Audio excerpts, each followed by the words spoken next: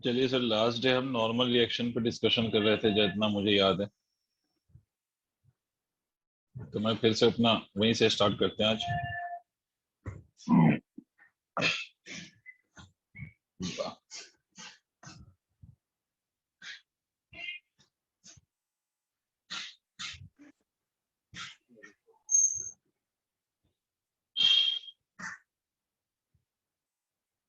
KVP भाई exam कल का तो नहीं है शायद। मुझे एग्जैक्ट आइडिया नहीं है कॉस्ट इसका कि कब है। जहाँ तक कल मुझे लगता है नवंबर। कल नहीं है शायद। सर कल आई थिंक कल या फिर आज रजिस्ट्रेशन का फाइनल डे था। हाँ, रजिस्ट्रेशन का डे हो सकता है, कल एग्जाम तो नहीं है। खैर, तो नॉर्मल रिएक्शन मैंने आपको ये बोला था कि नॉर्मल रिएक्शन का मतलब ये होता है कि अगर आपके दो bodies they are in contact, तो at the surface of contact दोनों बॉडी एक दूसरे पे फोर्स लगा रही होती है according to Newton third law of motion. There will be equal and opposite reaction on one another, and that force which acts perpendicular to the contact is basically called as normal reaction. अगर ये surface है, ये दूसरी body इसके साथ contact में है, तो परपेंडिकुलर टू द कांटेक्ट। तो यहाँ पर अगर आप देखो तो ये दोनों आपस में कांटेक्ट में यहाँ पर है, तो इसके परपेंडिकुलर डायरेक्शन में दोनों एक दूसरे पे फोर्स लगाएगी, और उसको हम नॉर्मल रिएक्शन का नाम देते हैं। मतलब दोनों एक दूसरे पे जो लगा रहे हैं दोनों को हम नॉर्मल रिएक्शन कहेंगे, because it always act perpendicular to the surface of contact. ऐसे ही अगर ये एक सरफेस है, ये बॉडी है, तो यहाँ पर जो surface which is in contact will be this surface, और इस सरफेस से परपेंडिकुलर डायरेक्शन में दोनों एक दूसरे पे फोर्स लगाएगी। और कैसे, अभी फ्री बॉडी डायग्राम आज हम और सीखेंगे, तो उसमें अभी कैसे फोर्सेस हम दिखाते हैं वो अभी बताएंगे, बट ऐसे लगाएगी। मान लो अगर दो बॉडी सरफेसेस ऐसा सरफेस है, और ये दो बॉडीज ऐसे रखी हुई हैं, तो अब यहाँ पर जो surface which is in contact वो ये है, तो इसके परपेंडिकुलर डायरेक्शन में आपका नॉर्मल रिएक्शन लगेगा। ठीक है, इसी तरह से अगर मान लीजिए कि सर ये ऐसा कोई सरफेस है और इस पे ऐसा कोई एक बॉडी रख दिया हमने, तो अब देखिए यहाँ पर अगर आप देखेंगे तो दो पॉइंट पे कांटेक्ट हो रहा है, एक ये पॉइंट और एक ये पॉइंट। इस पॉइंट के परपेंडिकुलर भी फोर्स लगेगा और इस पॉइंट के परपेंडिकुलर भी फोर्स लगेगा, और इन फोर्सेस को हम क्या नाम देंगे? Normal reaction. मतलब एक सरफेस जो दूसरे सरफेस पे फोर्स लगाता है परपेंडिकुलर टू द कॉन्टैक्ट, उसको हम नॉर्मल रिएक्शन का नाम देते हैं। तो these forces are called as normal reaction. ठीक है। हाँ, अब देखो, अगर एक से ज्यादा नॉर्मल रिएक्शन दिख रहे हो, जैसे इस केस में दिख रहा है दो जगहों पे, दो पॉइंट्स पे there is normal reaction between the two surfaces in contact. तो अगर एक से ज्यादा नॉर्मल रिएक्शंस दिख रहे हो तो उसके नाम आप, उसकी वैल्यूज जो होगी वो सेम हो भी सकती है और नहीं भी हो सकती है। तो आप तो उसको एज ए डिफरेंट ही मान के चलोगे। मान लो अगर इसको एन कहो तो इसको एन डैश कहो। ठीक है, दे मे और मे नॉट बी इक्वल, हमें नहीं पता। तो अगर एक से ज्यादा अगर कहीं पर कॉन्टैक्ट दिखाई दे रहा है, मतलब if there is normal reaction at more than one point, तो उस नॉर्मल रिएक्शंस को आप डिफरेंट अज्यूम करेंगे। और वो डिफरेंट अज्यूम करने के बाद वो अलग बात है कि वो ये सॉल्व करने पर इक्वल आ जाए तो ठीक है, नहीं भी आए तो भी कोई फर्क नहीं पड़ता। बट ये तो फैक्ट है कि अगर एक से ज्यादा पॉइंट पे नॉर्मल रिएक्शन लग रहा हो तो दोनों को आप अलग अलग मानेंगे। तो चलिए सर, आज फ्री बॉडी डायग्राम सीखते हैं। फ्री बॉडी डायग्राम,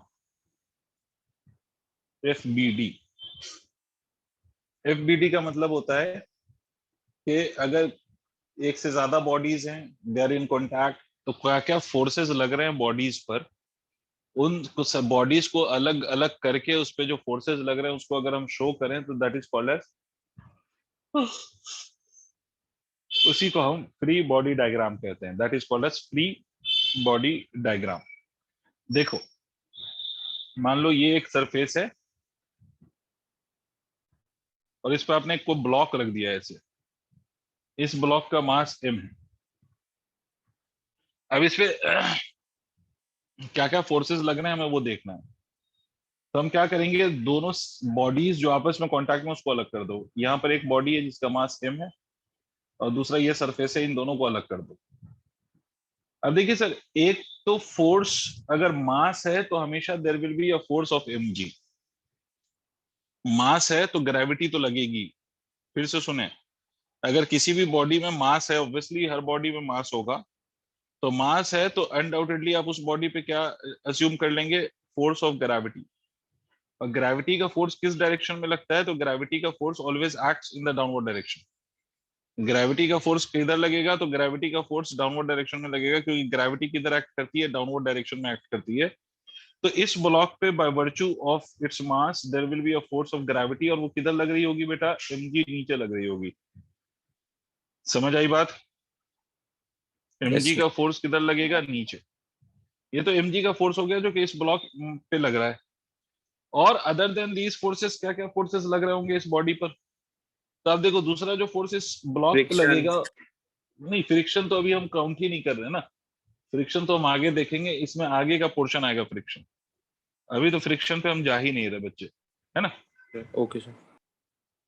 तो अभी दूसरा कौन सा फोर्स, तो हम ये कहेंगे कि भाई ये जो ब्लॉक है और ये surface they are in contact, तो by virtue of this contact there will be a force perpendicular to the surface of contact, जो एक बॉडी दूसरे बॉडी पे लगाएगी, जिसको हम नॉर्मल रिएक्शन कहते हैं। क्या कहते हैं? It is called as normal reaction. तो ये नॉर्मल रिएक्शन इस पे कैसे लगेगा, इन। ये कौन लगा रहा है, देखो ग्रेविटी का फोर्स कौन लगा रहा है, अर्थ। और ये जो नॉर्मल रिएक्शन लगा रहा है वो कौन लगा रहा है, तो वो लगा रहा है ये सरफेस जिस पर ये ब्लॉक रखा हुआ है। फिर से सुनिए, ग्रेविटी का फोर्स कौन लगा रहा है, ग्रेविटी तो हमेशा अर्थ लगाएगा ना। और नॉर्मल रिएक्शन यस सर। कौन लगाएगा, तो नॉर्मल रिएक्शन तो वो सरफेस लगाएगा जिस सरफेस पे ये बॉडी रखी हुई है।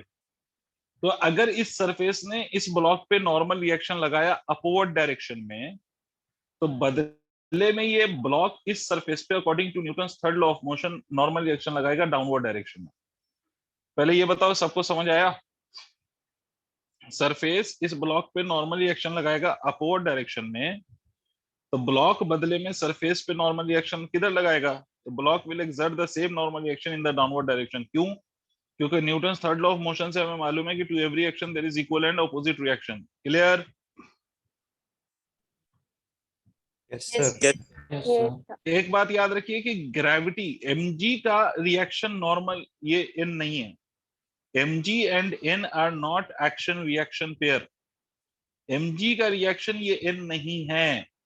और वैसे भी mg और n को एक्शन रिएक्शन अगर होना हो, तो आपको मालूम है कि एक्शन रिएक्शन फोर्स जो लगता है वो किस पे लगता है, तो दो अलग अलग बॉडी पे लगता है। तो यहाँ पर n और mg एक्शन रिएक्शन हो ही नहीं सकते, बिकॉज n और mg क्या लग रहे हैं, n और mg दोनों सेम उसी ब्लॉक पे लग रहा है। उसी ब्लॉक पे ऊपर n लग रहा है और उसी ब्लॉक पे नीचे mg लग रहा है, तो ये दोनों एक्शन रिएक्शन नहीं है। समझ में आई सर। बात? जी बोलिए। सर दोनों कैसे लग रहे हैं सर? क्यों नहीं लगेंगे दोनों? भाई एक बॉडी पे एक से ज्यादा फोर्सेस नहीं लग सकते। सर लेकिन इस केस में तो दोनों नलिफाई कर देंगे ना। हाँ नलीफाई कर देंगे, बिल्कुल सही बात है। अगर दो बॉडी तो मूव नहीं सर। कर रही है। हाँ हाँ सर, तो जैसे अगर कोई बॉडी है तो सर वो तो मूव ही नहीं, मतलब वैसी रहनी चाहिए। ऐसा बिल्कुल जरूरी नहीं है। अगर कोई बॉडी, देखो तुम्हारे टेबल पे जो तुम्हारी बुक रखी हुई है, is it moving? No sir. तो व्हाई इट्स नॉट मूविंग? अगर उस पर सिर्फ mg लग रहा होता, तो mg तो इस बॉडी को नीचे खींचेगा या नहीं। जैसे तुम किसी बॉडी को ऊपर से ड्रॉप कर दो, you just release it under the effect of gravity, तो वहां पर सिर्फ एक फोर्स लग रहा है mg का। तो that mg will continue to make the body move in the downward direction. But जो टेबल पे तुम्हारे कोई अगर ऑब्जेक्ट रखा हुआ है, तुम देखो, तो वो ऑब्जेक्ट नीचे या ऊपर जा रहा है क्या? नहीं सर। नहीं जा रहा। इसका मतलब है कि mg को कोई तो अपोज कर रहा होगा। मतलब अगर बॉडी ना तो ऊपर मूव कर रही है ना तो नीचे जा रही है, तो उस बॉडी पे लगने वाला नेट फोर्स जीरो होगा। अब फोर्स जीरो तभी हो सकता है जब बॉडी पे दोनों इक्वल एंड अपोजिट फोर्सेस लग रहे हो। मतलब इस केस में undoubtedly if the body is not moving, मैं ये कह सकता हूं कि n is equal to mg है। ठीक है? नहीं समझे? अब उसी, देखो तुम्हारे टेबल पे जो बुक रखा है, उसको अगर तुमको ऊपर उठाना है, तो तुम अपने हाथ से फोर्स लगा के उसको ऊपर पुल करते हो या नहीं, बोलो। Yes sir. तो जब आपने फोर्स लगाया ऊपर की तरफ, तो ऊपर क्या हो जाएगा, n प्लस ऑफ f हो जाएगा। n mg के बराबर था, बट जैसे ही उसमें f ऐड हो गया वो mg से ज्यादा हो गया, and because it becomes greater than mg, तो इसलिए बॉडी ऊपर चली गई। नहीं समझ आई बात? समझ गया सर, समझ गया। ठीक है, तो एन और mg क्या, एक टाइम पे बॉडी पे कितने भी फोर्सेस लग सकते हैं। अब डिपेंडिंग ऑन कि whether the body is moving और नॉट, हम ये कहेंगे कि अगर बॉडी मूव नहीं कर रही है तो फोर्सेस बैलेंस्ड हैं, और अगर बॉडी मूव कर रही है तो इसका मतलब है कि फोर्सेस बैलेंस्ड नहीं है, फिर forces unbalanced. Did you understand Rishik? Yes sir. Sir तो ये वाला mg और n नहीं है, बट जो mg वो फील कर रहा है सरफेस, वो और n हो सकता है ना एक्शन रिएक्शन पे। सरफेस पे कोई mg नहीं, नहीं mg सरफेस पे नहीं लगेगा। mg लगाने वाला कौन है? अर्थ। ठीक है, mg लगाने वाला कौन है? अर्थ है। तो mg का जो रिएक्शन लगेगा वो अर्थ पे लगेगा। नहीं समझे भाई? नहीं जैसे सर। तुम्हारे टेबल टेबल मान लो यार कि तुम्हारी ये टेबल है ना, इस टेबल पे आप ये अज्यूम करिए कि इस टेबल पे आपका एक बुक रखा हुआ है, एक टेबल, और इस टेबल पे आपने एक बुक रखा हुआ है यहाँ पर। तो इस बुक पे जो mg लगा रहा है वो टेबल लगा रहा है या अर्थ लगा रहा अर्थ। है? अर्थ। तो जिसने एक्शन किया है उसी पे तो उसका रिएक्शन लगेगा, मतलब नीचे अर्थ है ना, नीचे अर्थ है। इस बुक पे mg लगा तो mg का रिएक्शन बुक किस पे लगाएगा? सर जमीन पे बोलो। रख देंगे तो फिर हो जाएगा एक्शन हाँ, रिएक्शन। जमीन पे रख देंगे तो फिर भले आप ये कह सकते हैं कि mg भी जमीन लगा रहा है और n भी, तो n भी एक रिएक्शन आएगा और mg का भी रिएक्शन उसी पे आएगा। तो ट्रू हो जाएगा एक्शन रिएक्शन वाला। नहीं तो तब भी ट्रू नहीं होगा। n का रिएक्शन n है और mg का रिएक्शन mg है। भाई एक बात बताइए, n और mg की वैल्यू इस केस में इक्वल है, बट हमेशा इक्वल होगी ये जरूरी नहीं है ना। हाँ सर। अच्छा, पहले तो इस सिचुएशन को समझो। किसी बच्चे ने मैसेज भी किया कि सर, क्या पता नहीं क्या बोला उसने, उसने बोला sir but action reaction force तो डिफरेंट ऑब्जेक्ट्स पे लगते हैं। तो मैंने कहा कि ये दोनों एक्शन रिएक्शन है बालक, यही बात की तो लड़ाई चल रही है फिलहाल देवांश। यस एन और एमजी एक्शन रिएक्शन नहीं है। जो ये ब्लॉक ब्लॉक पे एन भी लग रहा है और ब्लॉक पे क्या लग रहा है? बोलो। हाँ जी ब्लॉक पे एन भी लग रहा है और ब्लॉक पे एमजी भी लग रहा है, और एन और एमजी दोनों उसी ब्लॉक पे लग रहे हैं। तो इस ब्लॉक पे एन और एमजी लग रहे हैं अगर, तो क्या ये एक्शन रिएक्शन माने जाएंगे? हाँ सर एक्शन रिएक्शन नहीं माने जाएंगे। एक्शन रिएक्शन बेटा हमेशा याद रखो कि it acts on two different bodies. यहाँ पर एन भी उसी ब्लॉक पे है, एमजी भी उसी ब्लॉक पे है, तो it can not be considered as action reaction. ठीक है भाई देवांश? यस सर हाँ, और किसी को कोई दिक्कत?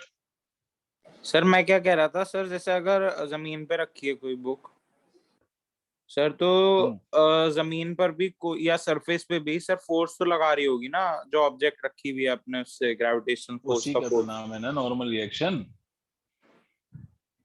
सर नॉर्मल रिएक्शन तो वो लगा रहा होगा ना सरफेस उसके अगेंस्ट में। ठीक, क्या कहना चाह रहा हो, बोलो फिर से बोलो।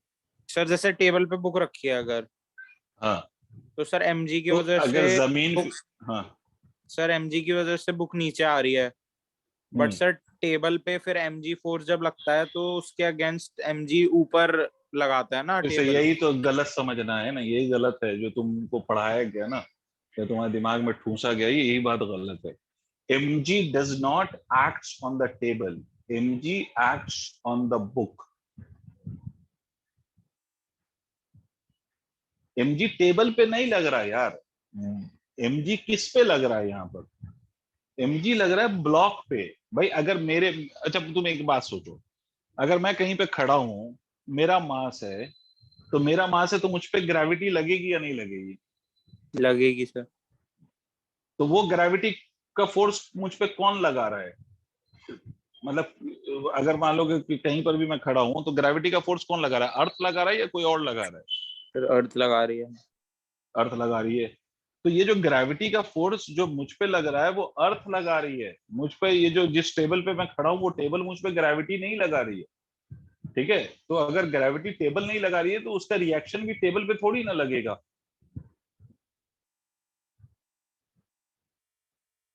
तुम्हें ये लग रहा है कि ये जो mg ब्लॉक पे लगा है ना, तुम्हारा ये मानना है क्या कि ये जो सरफेस जिस पे ये ब्लॉक रखा हुआ है वो mg इस सरफेस पे लगा रही है, ऐसा समझ रहे हो?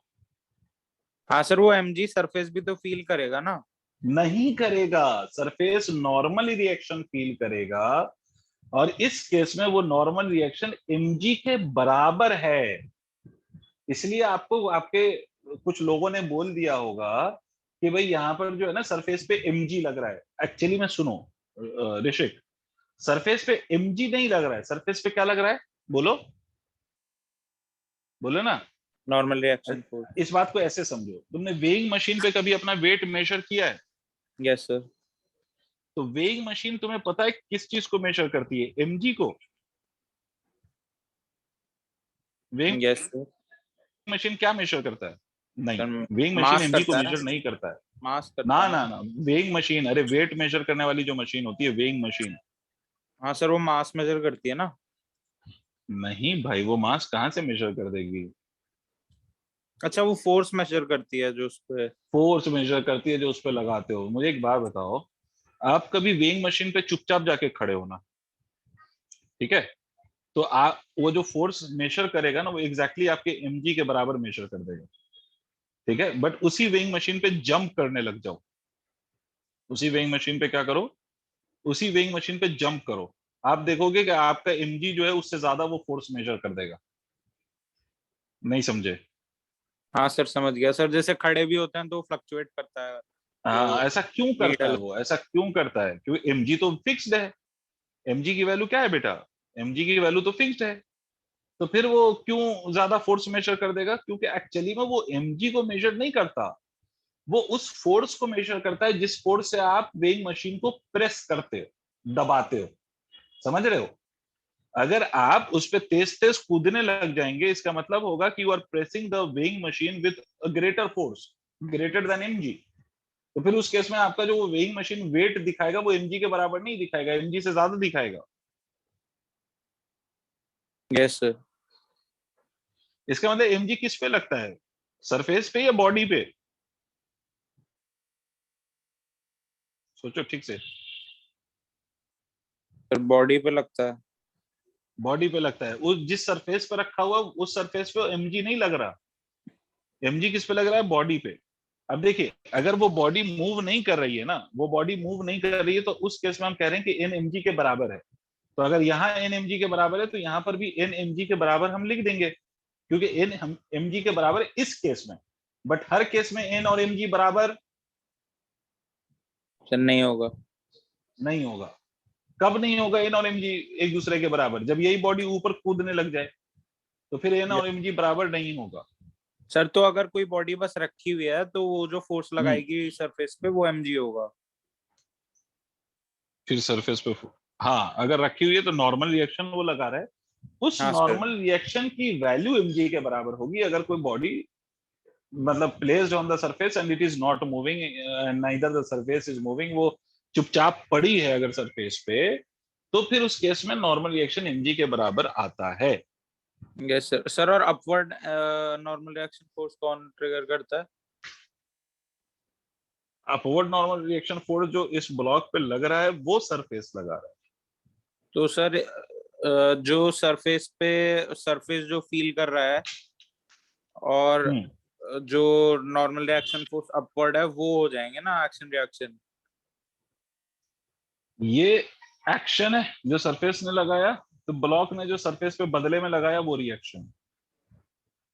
हाँ सर, हाँ ठीक है। मतलब एन का रिएक्शन एन होगा, ग्रेविटेशनल फोर्स का रिएक्शन ग्रेविटेशनल फोर्स होगा, इलेक्ट्रोस्टैटिक फोर्स का रिएक्शन इलेक्ट्रोस्टैटिक फोर्स होगा। ऐसा हाँ नहीं सर। हो सकता बेटा कि नॉर्मल रिएक्शन का रिएक्शन ग्रेविटी हो जाए। समझ रहे यस। हो? ये यस एन सर। और mg इसके दो कारण है नॉर्मल रिएक्शन नहीं होने के। पहली बात तो ये दोनों एक ही बॉडी पे लग रहे हैं, मतलब अगर सिर्फ ब्लॉक के लिए हम बात करें तो ब्लॉक ही पे एन और mg दोनों लग रहे हैं ना। हाँ सर। अब मुझे एक बात बताइए ऋषिक, एक्शन रिएक्शन फोर्स एक ही बॉडी पे लगता है या दो डिफरेंट बॉडी पे लगता है? दो डिफरेंट बॉडी पे। तो एन और mg अगर एक्शन रिएक्शन है तो एन को ब्लॉक पे लगना चाहिए और एमजी को सरफेस पे लगना चाहिए, ऐसा नहीं होता। ठीक है, पहली बात। दूसरी बात है कि एन का नेचर अलग है। Normal reaction is a different force and mg is a different force. mg is the force of gravity. Normal reaction is a different force. In force का नेचर भी अलग है। देखो, एक्शन रिएक्शन फोर्स होने के लिए दोनों forces should act on two different bodies and their nature must be same. Action reaction होने के लिए अगर दोनों एक ही बॉडी पे लग रहा है और नेचर भी सेम नहीं है तो वो एक्शन रिएक्शन नहीं है, भले वो फोर्स बैलेंस हो जाए। जैसे फॉर एग्जांपल मैं आपसे कहूं कि भाई इस ब्लॉक पे मैंने एक 10 न्यूटन का फोर्स इधर से लगा दिया और एक फोर्स 10 न्यूटन का लगा दिया, तो ये इक्वल भी अपोजिट भी है, बट क्या ये एक्शन रिएक्शन है? नहीं सर। नहीं सर। क्यों नहीं है? बिकॉज ये दोनों एक ही बॉडी पे लग रहे हैं, तो ये एक्शन रिएक्शन हो ही नहीं सकता। समझे? Yes sir. और चलो केसेस देखते हैं। सिंगल ऑब्जेक्ट, इसी तरह से एक बार और समझते हैं, 2-3 बार और समझते हैं। ये मान लीजिए कि ये एम है, ये एम है, ये दोनों आपस में कांटेक्ट में रखे हुए हैं, कोई कहीं मूव नहीं कर रहा अभी। तो दोनों कैसे रखे हुए हैं? कांटेक्ट में। अब इन दोनों पे क्या क्या फोर्सेस लग रहे हैं वो हम दिखाना चाहते हैं। तो एम को अलग कर दीजिए और इस स्मॉल एम को अलग कर दीजिए। ठीक है, अब आप में से कौन कौन मुझे बताएगा क्या क्या फोर्सेस हैं इन पे? कैपिटल एम मास है, तो सबसे पहले मास है तो ग्रेविटी, मास है तो एमजी। भाई क्या क्या फोर्स लगेगा? इस ब्लॉक्स में मास है ना बेटा। Yes sir. सरफेस को भूल जाओ, सरफेस पे हम कोई फोर्स नहीं दिखा रहे, हम सिर्फ ब्लॉक्स पे दिखा रहे हैं। तो अगर इसका मास है तो इस पे ग्रेविटी लगेगी या नहीं लगेगी? Yes sir. Yes sir. भाई सबको पल्ले पड़ रहा है, किसी भी बॉडी में Yes, मास sir. होता है तो उस पर ग्रेविटी लगती है। भाई हम सब पे ग्रेविटी लग रही है, और वो ग्रेविटी कौन लगा रहा है? अर्थ लगा रहा है। और क्यों लगा रहा है? Because we have mass. अगर हमारे अंदर मास नहीं होता तो ग्रेविटी नहीं लगती। तो एक तो आंख बंद करके ना आप एमजी दिखा दिया करो बॉडी पर डाउनवर्ड डायरेक्शन में। पहला क्या? क्लियर? अच्छा, ये जो बड़ा वाला ब्लॉक है वो कहाँ रखा हुआ है? किसी न किसी सरफेस पे तो है, बताओ। ये Yes, कहीं sir. तो रखा हुआ है ना। तो ये जो दोनों आपस में रखे हुए हैं एक दूसरे के कांटेक्ट में, तो ये जिस पे रखा हुआ है, जिस सरफेस पे, वो सरफेस इस पे नॉर्मल रिएक्शन लगाएगा या नहीं लगाएगा? लगाएगा सर। किधर, नीचे या ऊपर? ऊपर। सी सही बोल रहे हो। ये नीचे वाला सरफेस धक्का दे रहा होगा इसको ऊपर, और ऊपर वाला ब्लॉक धक्का दे रहा होगा इसको नीचे। नीचे। इसीलिए कोई सरफेस टूटता है तो कभी देखा है कोई सरफेस टूटता है, उस पर रखी हुई बॉडी नहीं टूट जाती। अगर मतलब बहुत भारी ऑब्जेक्ट लाके तुम एक बहुत हल्के से सरफेस पर रख दो तो सरफेस टूटेगा, ऑब्जेक्ट थोड़ी टूट जाएगा। क्योंकि वो जो भारी सी बॉडी है उसने जो नॉर्मल रिएक्शन लगाया उस सरफेस पे वो बहुत ज्यादा है, तो सरफेस टूट जाता है। इसका मतलब भारी सी बॉडी नॉर्मल रिएक्शन किधर लगा रही है? नीचे। Yes sir. तुम्हारे सर पे अगर मैं कोई भारी सा वेट रख दूं तो तुम्हें जो फोर्स फील होता है वो किधर फील होता है? ऊपर की तरफ या नीचे की तरफ? नीचे। नीचे की तरफ ना। मतलब वो जो रखा हुआ वेट है तुम पे फोर्स किधर लगा रहा है? नीचे की तरफ। ठीक है, और तुम बदले में उस रखे हुए वेट पे फोर्स किधर लगा रहे हो? ऊपर की तरफ। ठीक है भाई बच्चों। Yes, sir. तो सरफेस जो इस पे फोर्स लगाएगा नॉर्मल रिएक्शन का, वो किधर लगेगा? ऊपर, परपेंडिकुलर टू द कॉन्टैक्ट। इसी तरह से इस ब्लॉक पे भी सरफेस नॉर्मल रिएक्शन लगाएगा, वो भी किधर लगाएगा? ऊपर। इसको मैं एन डैश कह रहा हूं क्योंकि बॉडी अलग अलग है तो नॉर्मल रिएक्शन की वैल्यू भी अलग अलग होगी। ठीक है, और मुझे बताओ क्या और भी कोई फोर्स है क्या? ये दोनों ब्लॉक आपस में भी एक दूसरे के कांटेक्ट में है या नहीं है? Yes, sir. यहाँ देखिए, यहाँ पर इन दोनों में यहाँ पर भी कांटेक्ट है या नहीं है? Yes, Yes, sir. sir. Yes, sir. है। जहां पर भी कांटेक्ट हो, कांटेक्ट से परपेंडिकुलर डायरेक्शन में इन लिख दो। जहां पर भी कांटेक्ट हो, कांटेक्ट से परपेंडिकुलर डायरेक्शन में क्या लिख लो? इन लिख लो।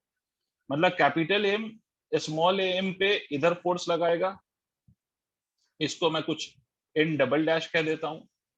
तो इस कैपिटल एम ने स्मॉल एम पे नॉर्मल रिएक्शन लगाया, तो बदले में स्मॉल एम कैपिटल एम पे लगाएगा या नहीं लगाएगा? To every action there is. Yes sir लगाएगा। किधर लगाएगा? राइट या लेफ्ट? लेफ्ट अगर लगाएगा स्मॉल एम पे छोटा राइट वाला। माना है तो इस पे किधर होगा, लेफ्ट, और उसकी वैल्यू भी क्या होगी, एन डबल डैश। आप ये कह सकते हो कि सर यहाँ ये इस वाले पे जो एन लगा था और इस वाले पे एन डैश, ऐसा क्यों आपने अलग अलग क्यों माना था? क्योंकि इन दोनों पे ऊपर जो फोर्स लगा रहा है वो ये सरफेस लगा रहा है, और ये ब्लॉक अलग है, ये ब्लॉक अलग है, तो सरफेस जो एक दोनों ब्लॉक पे नॉर्मल एक्शन लगाएगा वो इक्वल नहीं लगाएगा। भाई एक बहुत हेवी ऑब्जेक्ट लाके रख दो और एक बहुत हल्का सा ऑब्जेक्ट लाके रखो, मान लो कि एक 10 किलो का ऑब्जेक्ट है और एक 1 किलो का ऑब्जेक्ट है, क्या दोनों पे नॉर्मल रिएक्शन सरफेस सेम लगाएगा?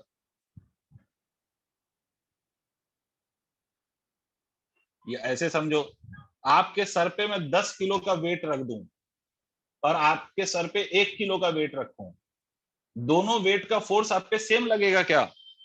नहीं सर, अलग लगेगा। अलग लगेगा ना। तो इसीलिए जब ऑब्जेक्ट अलग होता है तो नॉर्मल रिएक्शन की वैल्यू भी क्या ली जाती है, अलग अलग। Yes sir. ऑब्जेक्ट अलग होता है तो नॉर्मल रिएक्शन की वैल्यू भी क्या ली जाती है मेरे बच्चों, अलग अलग। अलग अलग। मुझे नहीं पता चला भाई, तुम्हें पता नहीं समझ आया या नहीं आया, पहले इसको नोट करो, मैं और केसेस समझाता हूँ। अच्छा सर, ये एन डबल डैश की वैल्यू कैसे निकालेंगे?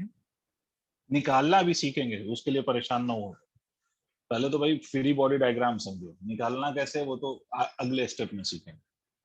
पहले फोर्सेस तो पता चलें कि फोर्सेस कैसे कैसे लगे,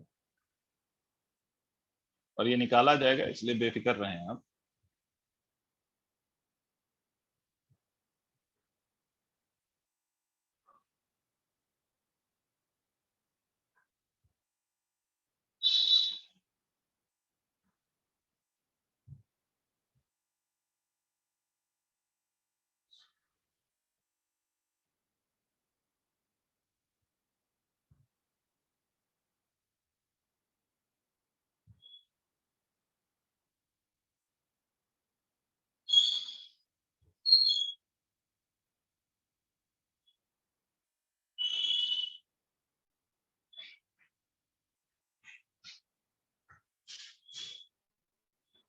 हो गया?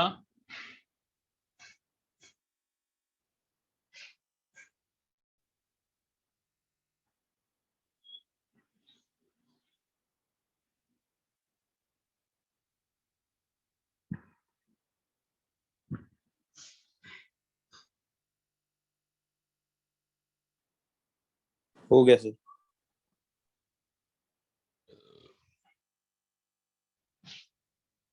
बच्चों इसको इरेज करूं?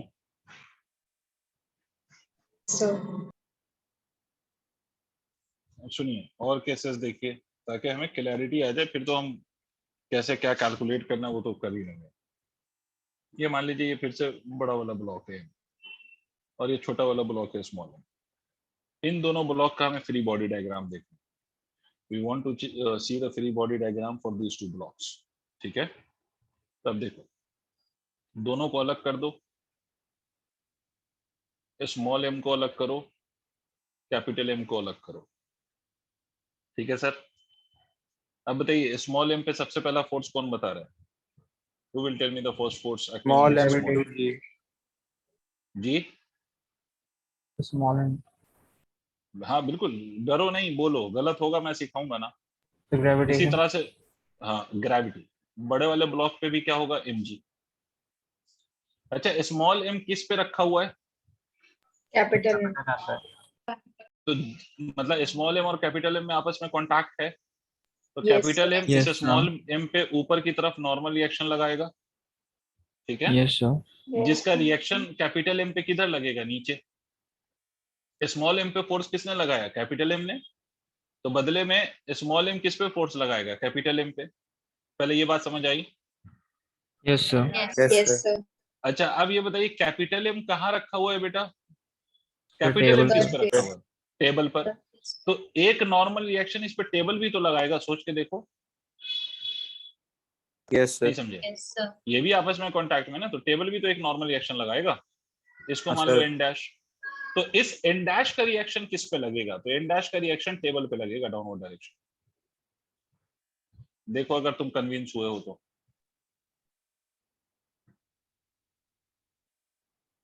यस सर, यही होगा। यही होगा, सबको समझ आ रहा है? एक बार और Yes, sir. खेलें।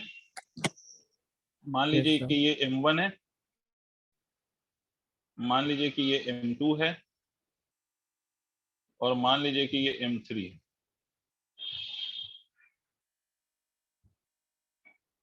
चलिए फ्री बॉडी डायग्राम बनाते हैं।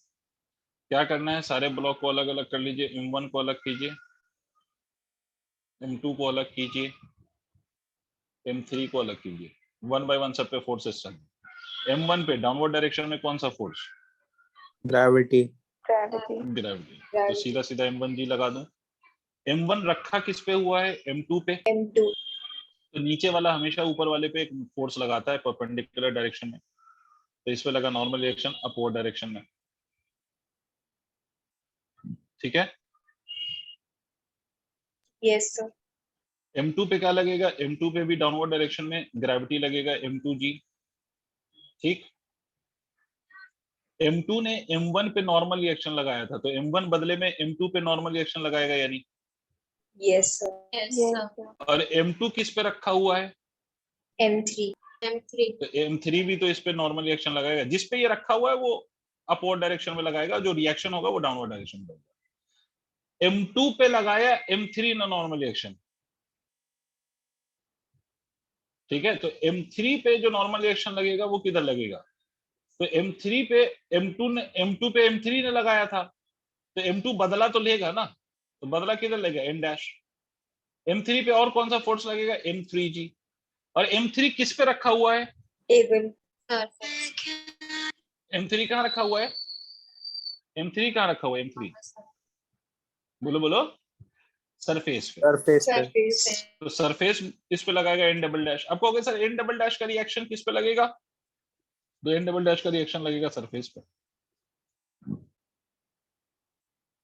देखिए अगर आप लोगों को समझ आया तो।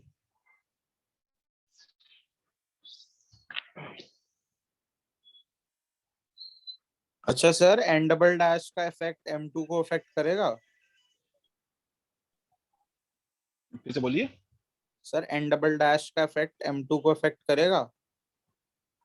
नहीं समझा। N डबल डैश का इफेक्ट M2 को इफेक्ट मतलब? सर वो अपवर्ड है ना, तो वो नहीं मतलब नहीं नहीं नहीं, N डबल डैश F2 मतलब M2 पे N डबल डैश का कोई इफेक्ट नहीं।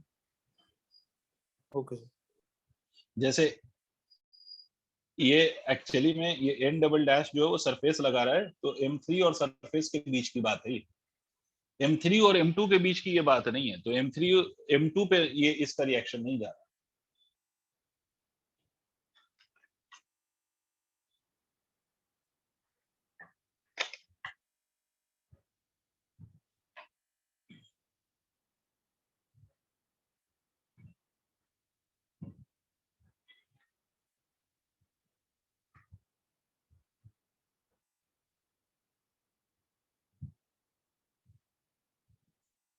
हो गया बच्चों? Sir, done. ठीक है। एक और केस देखो, इसको इरेज कर रहा हूं। Yes sir. देखो इसको कहते हैं इंक्लाइंड प्लेन या इंक्लाइंड सरफेस या वेज, कुछ भी कहें। ये मान लो एंगल थीटा है, इस पे हमने ब्लॉक रख दिया जिसका मास m है। ये इंक्लाइंड सरफेस है जिसका एंगल थीटा है, उस पर हमने ब्लॉक रख दिया जिसका मास m है। तो इस केस में फोर्सेस कैसे दिखाई जाते हैं, तो ध्यान से सुनो। ये जो ब्लॉक है वो ऐसे रखा हुआ है, ऐसे, इसका मास m इस सरफेस पे ऐसे रखा हुआ है। तो हमेशा एक बात याद रखिएगा कि जो ग्रेविटी है ना mg, वो हमेशा नीचे ही लगती है, वर्टिकल डाउनवर्ड डायरेक्शन में। बॉडी कैसे रखी हुई है उससे mg को मतलब नहीं है। mg हमेशा किधर लगेगा बच्चों?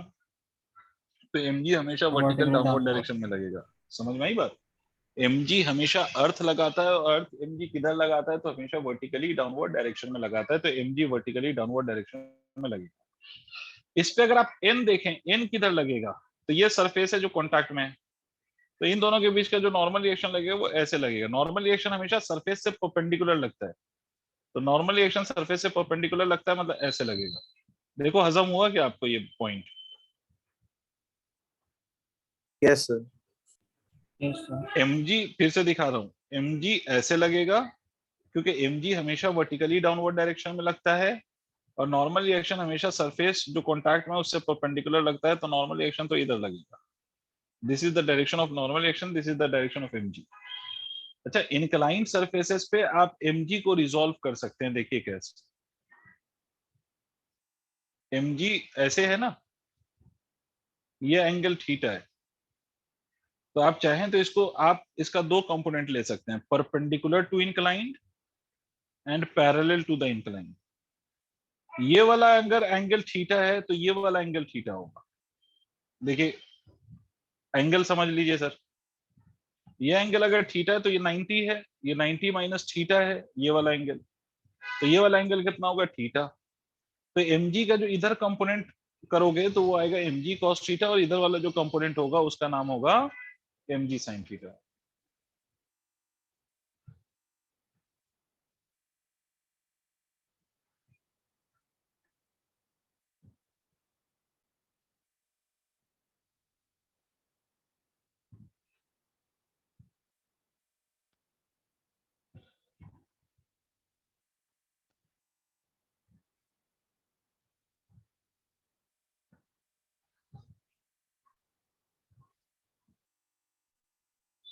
सर ड्रॉ कर लिया सर, कुछ पूछना हो तो पूछिए।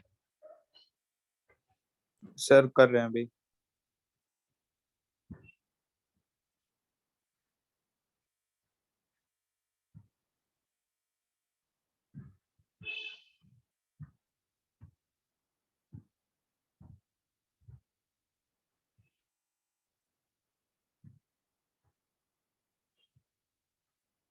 सर इसमें हम साइन नेगेटिव लेंगे पॉजिटिव?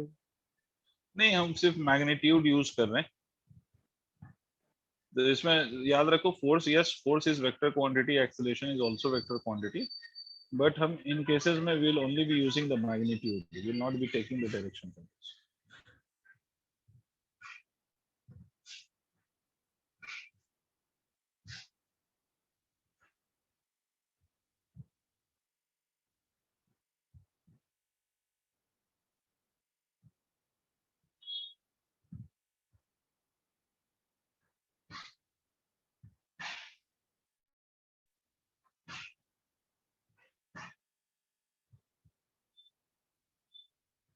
Sir, done. चलिए, ये तो FBD का कुछ पोर्शन है, इसमें तो अभी और चीजें चलती ही रहेंगी, और भी पोर्शंस आते रहेंगे, तो समय के साथ तो पूरा FBD खेल होता रहेगा। बट अब हम आते हैं कि भाई फोर्सेस हम कैलकुलेट कैसे करेंगे। तो पहले एक एग्जांपल से लेते हैं कि सर मैंने आपसे ये बोला, मान लीजिए कि ये दो ब्लॉक्स हैं, ये 2 kg का ब्लॉक है और ये 4 kg का ब्लॉक है, और ये दोनों ब्लॉक एक दूसरे पे रखा हुआ है। अब हमसे बोला गया सवाल में कि find the normal reaction, find normal reactions acting on both blocks। आपसे यहाँ पर कोई मोशन वोशन नहीं गिवन है, बॉडी मूव नहीं कर रही है, सिर्फ एक ब्लॉक पे दूसरा ब्लॉक रखा हुआ है। The whole system is stationary, the whole system is at rest, nothing is moving in any of the direction. ठीक है, कोई किधर भी मूव नहीं कर रहा है, कोई किधर भी मूव नहीं कर रहा है। अब देखो क्या करते हैं, पहला स्टेप हमेशा इस तरह कोई भी आप क्वेश्चन जो होगा उसको सॉल्व करने के लिए, the first step would be to draw the free body diagram. पहला स्टेप क्या होगा, बोलिए, फ्री FBD। Body diagram. ठीक है, अब फ्री बॉडी डायग्राम को देखेंगे। अब देखिए, इस ब्लॉक पे नीचे कितना फोर्स लग रहा है बेटा, mg। m की वैल्यू क्या है यहाँ पर 2 और g की वैल्यू 10, तो ये कितना हो गया 20। इस पे एक नॉर्मल रिएक्शन लग रहा होगा, कौन लगा रहा होगा, तो इस पे जो नॉर्मल रिएक्शन लग रहा होगा that will be due to the 4 kilogram. तो ये नॉर्मल रिएक्शन की वैल्यू को मान लेते हैं n।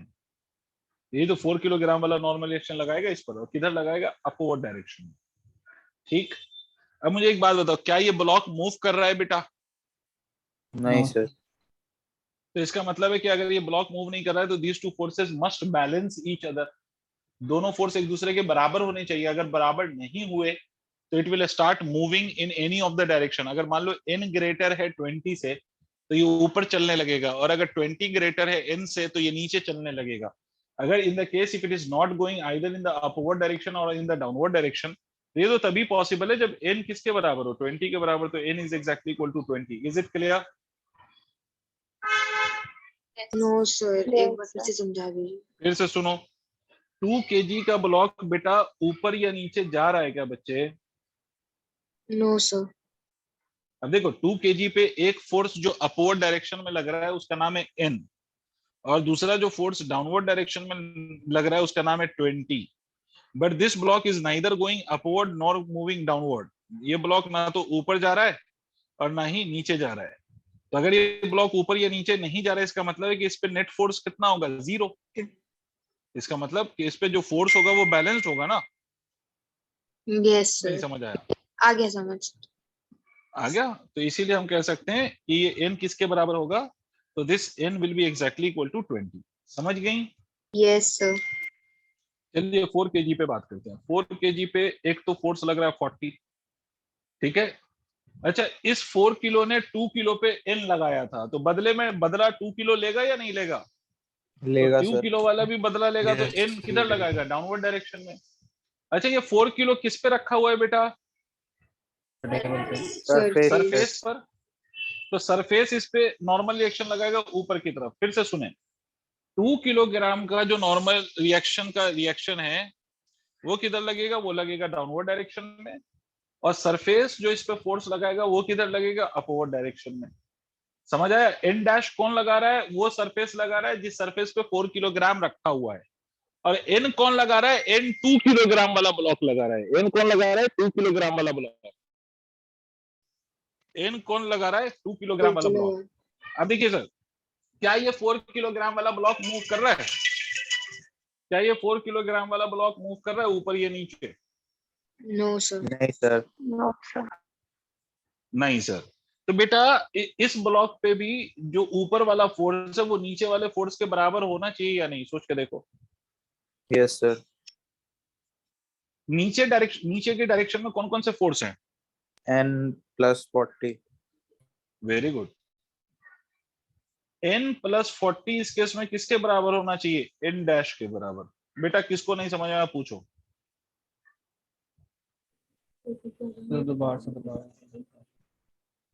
इस 4 किलोग्राम वाले ब्लॉक पे जो फोर्सेस लग रहे हैं वो कौन कौन से हैं? एक तो इसका अपना वेट लगेगा 40 किलोग्राम का। रेहाना बोलो दोबारा वाले भाई। दूसरा ये जो 4 किलोग्राम का ब्लॉक है वो कहाँ रखा हुआ है? तो it is kept on the surface. Yes sir.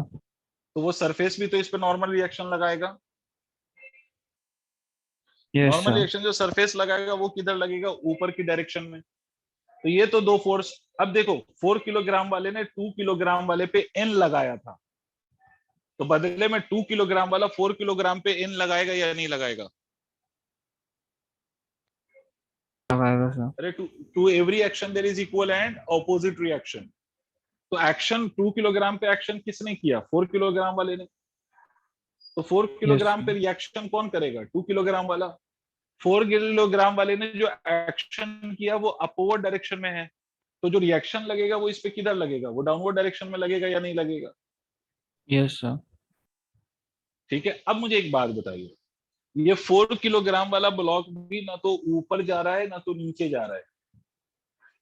तो ये तो तभी पॉसिबल है जब इस 4 किलोग्राम वाले ब्लॉक पे भी अपवर्ड डायरेक्शन में लगने वाला फोर्स डाउनवर्ड डायरेक्शन में लगने वाले फोर्सेस के बराबर हो।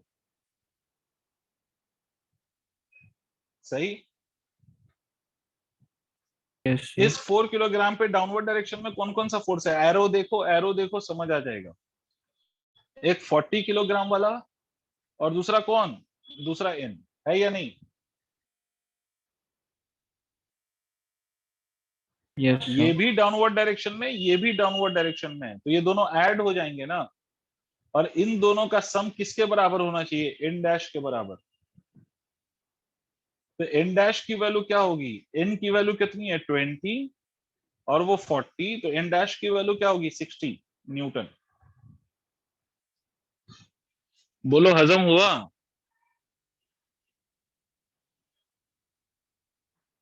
Yes sir. यस सर, होगा। नोट करिए, भी और आते हैं।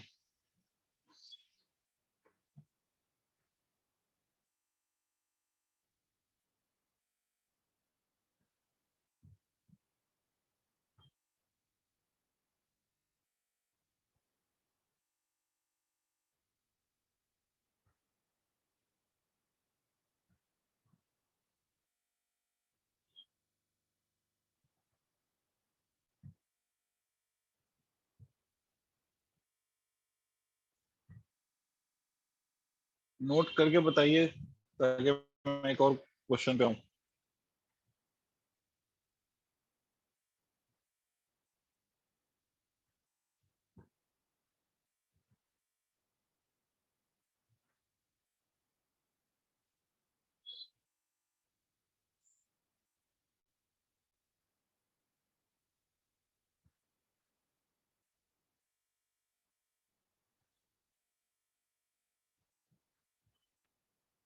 Sir done. ठीक है, अब एक क्वेश्चन को आप अपनी तरफ से करो तो शायद ज्यादा क्लैरिटी है। एक क्वेश्चन आप लोग खुद से करो, ट्राई करो, गलत होगा कोई बात नहीं, please try this. This system is again at rest. ये 2 किलोग्राम का ब्लॉक, ये 4 किलोग्राम का ब्लॉक और ये 6 किलोग्राम का block. The system of 3 blocks is at rest. You just have to find the normal reaction between the blocks. Normal reaction की value बतानी है। You have to find the normal reaction on the blocks. Blocks पे normal reaction की value बताइए।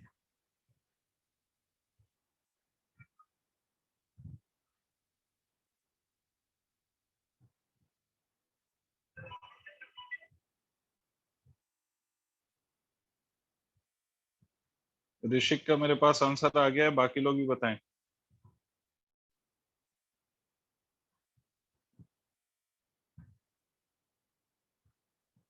Sir सही है।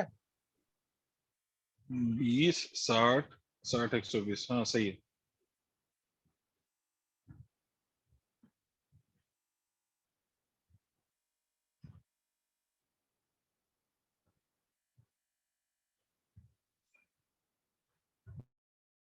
Sir कौन से ब्लॉक पे एंट्री फोर्स बताना? सब पे, तीनों ब्लॉक पे आपको नॉर्मल रिएक्शंस की वैल्यू बतानी है ऑन ऑल द 3 blocks.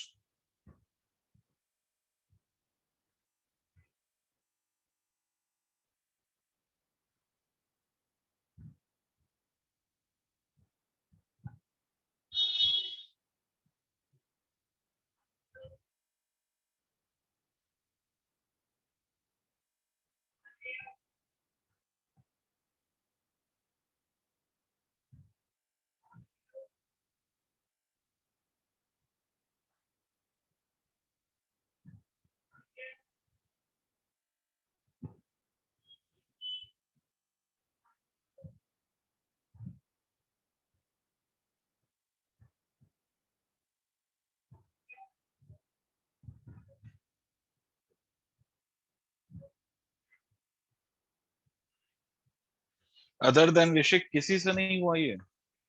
भाई देखिए, फिर से ब्लॉक्स को अलग करिए ना। 2 किलोग्राम वाला, 4 किलोग्राम वाला और 6 किलोग्राम वाला। बताइए ऋषिक, ऋषिक आप मत बोलना, बाकी लोग बताएं। भाई 2 kg वाले पे नीचे की डायरेक्शन में कौन सा फोर्स है? Which force is acting in the downward direction on 2 kg block? जल्दी जल्दी बोलिए ग्रेविटेशन। जी। ग्रेविटेशन। ग्रेविटी, ग्रेविटेशन नहीं, ग्रेविटी करो उस पे। 20।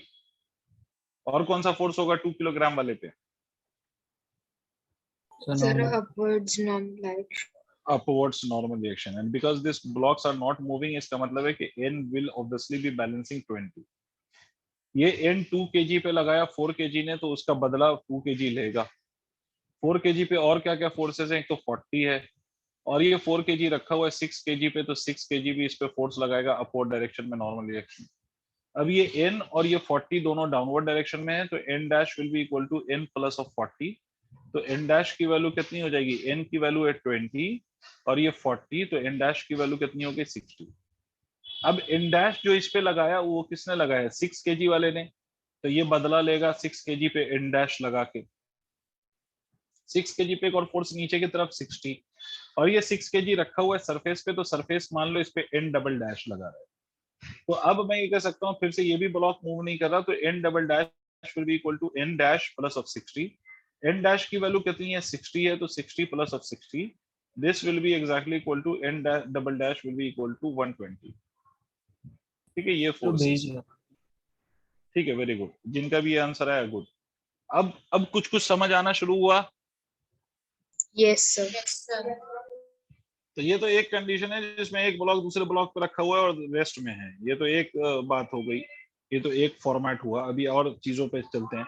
इसको इरेज करूं अगर आप लोगों का हो जाए तो।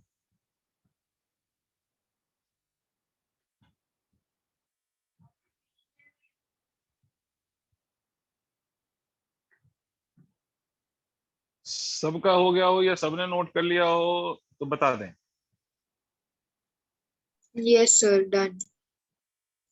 ठीक है, अब देखिए फॉर्मेट को हम चेंज करते हैं। अब देखिए, अब ये ब्लॉक है, ये ब्लॉक है। अब एक्सेलरेशन भी इन्वॉल्व कर रहा हूँ ऋषिक साहब। ये 2 किलोग्राम का ब्लॉक है, ये 4 किलोग्राम का ब्लॉक है, और इस बड़े वाले ब्लॉक पे हमने एक फोर्स लगा दिया बाहर से, और वो फोर्स है मान लीजिए 40 न्यूटन का। अब इस तरह के क्वेश्चन में आपसे पूछा जाता है find acceleration of blocks and normal reaction between them, दोनों के बीच में, मतलब एक दूसरा जो एक दूसरे पे लगा रहा है। अब पहले तो इस केस को आप लोग बहुत अच्छे से सुनिए और समझिए। मुझे यहाँ पर आप लोग मुझे एक बात बताइए कि ये जो हमने फोर्स लगाया है ये ब्लॉक पे, तो ये ब्लॉक्स मूव करेंगे या नहीं करेंगे?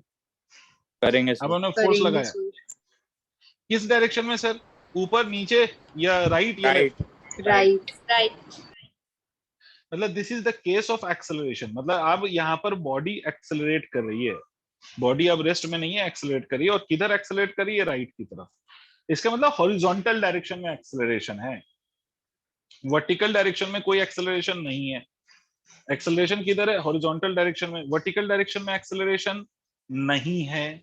तो अब एक बात समझो, because there is no acceleration, एक बात सुनना बेटा ध्यान से, because there is no acceleration in the vertical direction, इसका क्या मतलब समझते हो कि भाई जिधर एक्सेलरेशन नहीं है इसका मतलब है कि उधर के फोर्स बैलेंस्ड है। नहीं आया, यस सर, यस नहीं सर। आया बेटा, फिर से रिपीट कर रहा हूं, वर्टिकल डायरेक्शन में कोई एक्सेलरेशन नहीं है, इसका मतलब तो यही हुआ सर कि वर्टिकल डायरेक्शन के फोर्सेस बैलेंस्ड हैं। अगर बैलेंस्ड नहीं होते तो वर्टिकल डायरेक्शन में एक्सेलरेशन होना चाहिए था, बट यहाँ पर वर्टिकल डायरेक्शन में कोई एक्सेलरेशन नहीं है। इसका मतलब है कि वर्टिकल डायरेक्शन के फोर्सेस बैलेंस्ड हैं। Am I correct? Yes sir. Yes sir. Okay, अब बात सुने। तो सर अगर वर्टिकल डायरेक्शन में फोर्सेस बैलेंस्ड है तो उसको अब इस केस में शो करो या ना करो कोई फर्क नहीं पड़ता, मतलब you are not suppose to show the forces in the vertical direction में। अब आपको वर्टिकल डायरेक्शन के फोर्सेस को शो करने की जरूरत नहीं है। अब तो फ्री बॉडी डायग्राम हम बनाएंगे, उधर उसी फोर्स को हम शो करेंगे जिधर एक्सेलरेशन हो रहा है। आप कहोगे सर लास्ट वाले क्वेश्चंस में क्यों किया था? क्योंकि लास्ट वाले क्वेश्चंस में मैं आपको सिखा रहा था। पहली बात तो ये सिखा रहा था कि नॉर्मल रिएक्शंस कैसे लगते हैं। दूसरी बात, लास्ट वाले क्वेश्चंस में कोई एक्सेलरेशन नहीं था हॉरिजॉन्टल डायरेक्शन में या कुछ भी ऐसा, तो इसलिए वहां पर सीखा ऐसा। अब यहाँ पर जिधर मोशन है उधर ही से हमें मतलब रहेगा। अब बताओ 4 केजी पे कौन सा फोर्स लग रहा है, सबसे पहले देख के बताओ, जल्दी जल्दी बोलो। 40 न्यूटन, 4 केजी पे 40 न्यूटन लग रहा है भाई, सबको आया? यस अब एक बच्चा कहेगा सर अभी तो बोला था mg भी लगेगा, बिल्कुल लग रहा है, बट मैं उस फोर्स को शो नहीं करूंगा। क्यों नहीं कर रहा हूं, कौन बताएगा? क्योंकि mg किधर लग रहा है, वर्टिकल डायरेक्शन में, और इस बॉडी में कोई एक्सेलरेशन वर्टिकल डायरेक्शन में नहीं है। वर्टिकल डायरेक्शन में तो फोर्सेस वैसे ही बैलेंस्ड है, तो उससे हमें मतलब ही नहीं है, वो हमसे पूछा भी नहीं गया है, समझे? Yes, sir. अब एक बात बताइए कि अगर आप यहाँ पे खड़े, आपका दोस्त आपसे आगे खड़ा है, आपको किसी ने पीछे से धक्का दिया, तो आप अपने दोस्त को धक्का दे देंगे या नहीं? Yes, sir. हाँ सर। Yes, sir. लॉजिक समझ आ रही है? उसी तरह से देखो 4 kg वाले पे 40 न्यूटन का फोर्स लगा, तो 4 kg चलना चाहेगा, तो ये चल तभी सकता है जब ये 2 kg को आगे बढ़ाए। तो ये क्या करेगा, ये 2 kg पे एक फोर्स लगा देगा, नॉर्मल रिएक्शन, जो कि 40 के बराबर नहीं होगा, इस बात को याद रखिए, 40 के बराबर नहीं है। तो जब 4 kg ने 2 kg को आगे पुश किया by applying a normal reaction या रिएक्शन फोर्स, तो बदले में नॉर्मल ये बॉडी इसको पीछे पुश करेगी या नहीं? नहीं समझ में आया? मतलब अगर पीछे वाले ब्लॉक ने आगे वाले पे नॉर्मल रिएक्शन लगाया, तो आगे वाला पीछे वाले पे नॉर्मल रिएक्शन लगाएगा या नहीं? Yes sir. सबको समझ आ गया है? Please respond. Yes, सर आ sir. गया। पक्की बात? अब देखो, अब मुझे एक बात बताओ, दोनों साथ साथ चल रहे हैं, तो जितने एक्सेलरेशन से ये चलेगा उतनी एक्सेलरेशन से तो ये भी चलेगा। सोच के देखिए, साथ साथ दोनों चिपके हुए हैं ना, तो Yes, दोनों का एक्सेलरेशन सेम होगा तभी चिपके रह सकते हैं। मगर अगर आगे वाला ज्यादा तेज भाग गया तो फिर कैसे चिपकेंगे भाई? Yes sir. अब देखो, हमेशा एक बात याद रखो कि force, net force is always equal to mass into acceleration, ये फॉर्मूला होता है। नेट फोर्स का मतलब टोटल फोर्स। 4 kg पे टोटल फोर्स क्या क्या है बेटा? एक तो है 40 और दूसरा है n। 40 और n सेम डायरेक्शन में लग रहे हैं या ऑपोजिट? भाई ये बात बताइए आप लोग। अपोजिट तो माइनस होगा। भाई इधर 40 लगे, इधर 10 लगे, तो इस पे नेट फोर्स कितना हुआ? 30। तो वैसे ही 30 क्यों किया आपने? सब्ट्रैक्ट किया। क्यों सब्ट्रैक्ट किया? डायरेक्शन ऑपोजिट थी। तो वैसे ही इधर से 40 लग रहा है, उधर से, अच्छा ये 40 n में कंफ्यूज मत हो जाना, ये 40 ऐसे समझो। तो ये कितना लिखा जाएगा? 40 माइनस ऑफ n। सर आपने 40 में से n को क्यों सब्ट्रैक्ट किया? क्योंकि ब्लॉक किधर जा रहा है? राइट। तो फोर्स कौन सा वाला ग्रेटर होगा? जो राइट में लग रहा है। तो 40 minus n, force is equal to mass into acceleration. देखो ये इक्वेशन समझ आई या नहीं है? आ गई सर। अच्छा 2 kg पे कितने फोर्स लग रहे हैं? एक या एक से ज्यादा? एक ही लग रहा है। एक ही लग रहा है। तो यही एक फोर्स इसको एक्सेलरेशन देगा, तो n is equal to 2a लिख सकते हैं नहीं? Yes sir. Yes sir. अब दोनों को ऐड कर लो। अगर आप इन दोनों को ऐड करोगे तो एक माइनस n है और एक कौन है? n है। तो ये n और ये n कट जाएगा, तो 40 इज इक्वल टू 6a आ जाएगा। तो a की वैल्यू कितनी आ गई? 20/3 मीटर पर सेकेंड स्क्वायर। जब a की वैल्यू आ गई तो n की वैल्यू नहीं निकल आएगी, 2 इंटू 20/3। इसका मतलब कितना है? n की वैल्यू 40/3। Yes sir.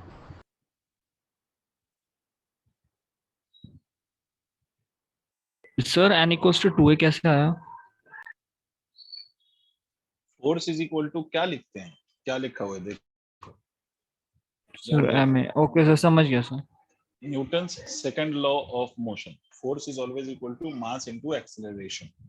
अच्छा ये फोर्स अगर एक से ज्यादा लग रहा है तो उस केस में आप लिखेंगे नेट फोर्स, और अगर फोर्स एक ही लग रहा है तो आप लिखेंगे सिंपली फोर्स, है ना? नोट करो इसको।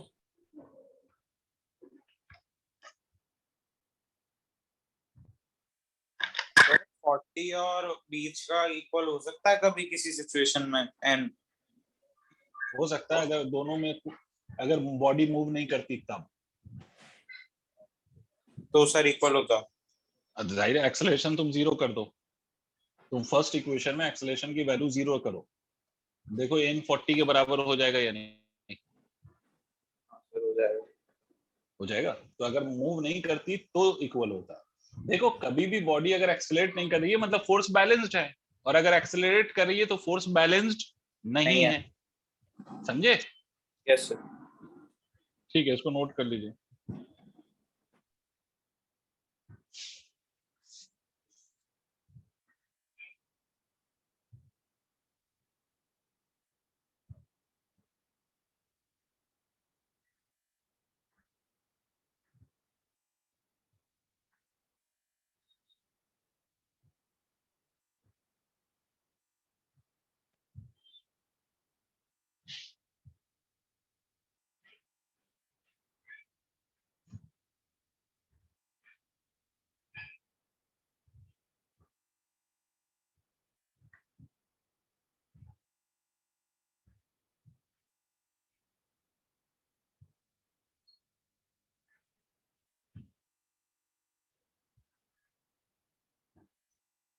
हो गया? Yes sir done.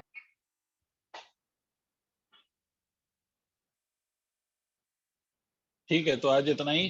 रेस्ट हम नेक्स्ट डे डिस्कस करेंगे। आज जरा छोटी क्लास ले रहा हूँ because I am not very well, या you can say I am not well actually. तो आज इतना ही रहने दो, rest will discuss in the next class. Thank you, bye bye, take care, good night. Okay thank you sir. Thank you sir. Thank you, sir.